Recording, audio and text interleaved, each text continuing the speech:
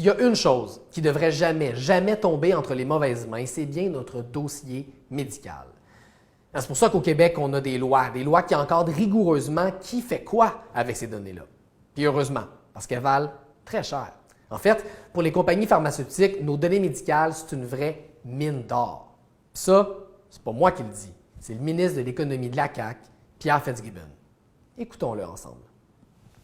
Éventuellement, quand on va régler l'accès aux données, on a les données de la RAMQ. Puis les données de la RAMQ, là, c'est une mine d'or. Je sais que c'est un sujet là, très controversé, puis je ne rentrerai pas là-dedans tout de suite. Là, j'ai des vues très précises sur ça. Mais le jour où on peut se rendre confortable de donner accès à nos données de santé aux compagnies pharma qui vont emmener dans les hôpitaux universitaires qui sont très performants, puis on a Mila à côté qui fait l'algorithme Wimagia, c'est winner. Alors... C'est winner. Vous avez bien entendu.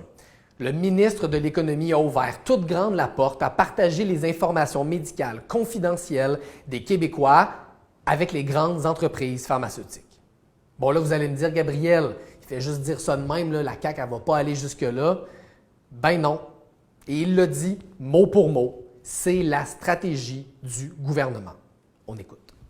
Alors, la stratégie du gouvernement, c'est carrément de vouloir attirer les pharma, quelques pharma, de venir jouer dans notre plate-bande, profiter de ça, et je pense qu'on a une chance incroyable d'y arriver.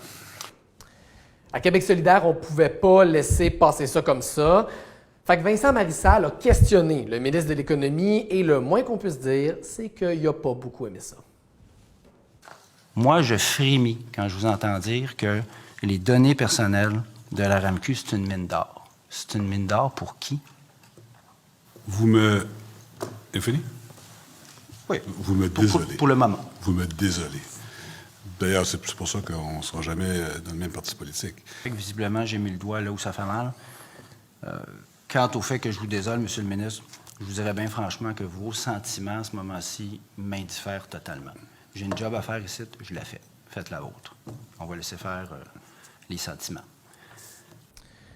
Pierre Fitzgibbon a essayé de se rattraper après, en disant qu'en fait, la mine d'or dont il parle, c'est pour notre santé. Comme si la Régie de l'assurance maladie du Québec puis les grosses compagnies pharmaceutiques, c'était la même affaire, comme si tout ce monde-là travaillait pour nous. Le problème avec ça, c'est que c'est juste pas vrai. Les grosses compagnies pharmaceutiques, elles sont pas là pour faire de la tarte aux pommes, elles sont là pour faire de l'argent et elles sont prêtes à aller très, très loin pour en faire toujours plus. Dernier exemple, c'est le mois dernier. L'Ordre des pharmaciens a dû déposer une plainte parce que 73 pharmaciens auraient vendu les dossiers de leurs clients à une entreprise pharmaceutique. Puis en ce moment, il y en a une grosse compagnie qui paie 17 lobbyistes pour convaincre le gouvernement de faire grosso modo la même affaire, mais à l'échelle du Québec au complet. Écoutez ça.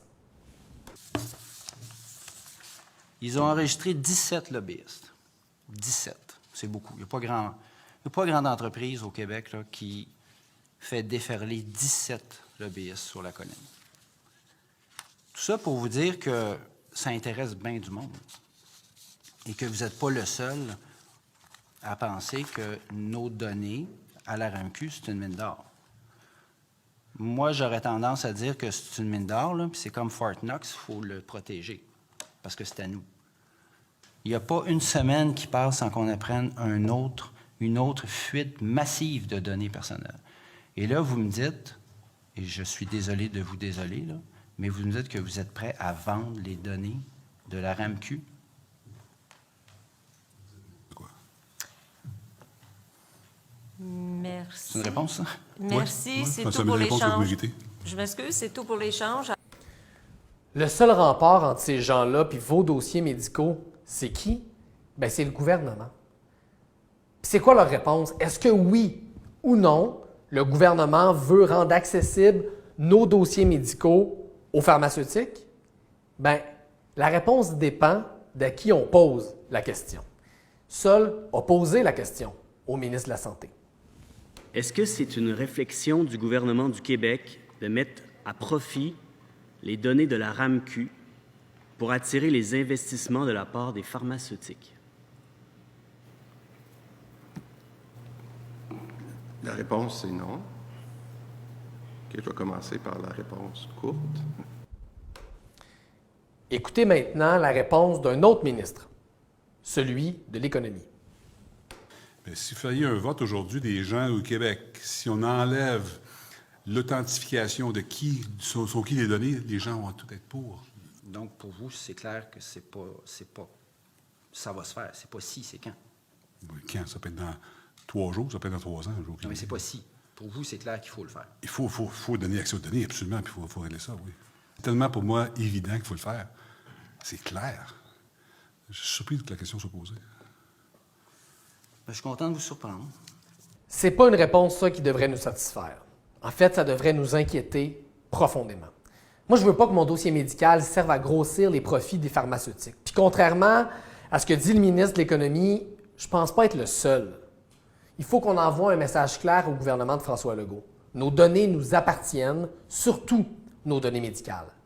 Fait que partagez cette vidéo-là, envoyez-le à tous vos amis. C'est comme pour le projet de loi 61. Si on se met ensemble, on est capable d'empêcher ça.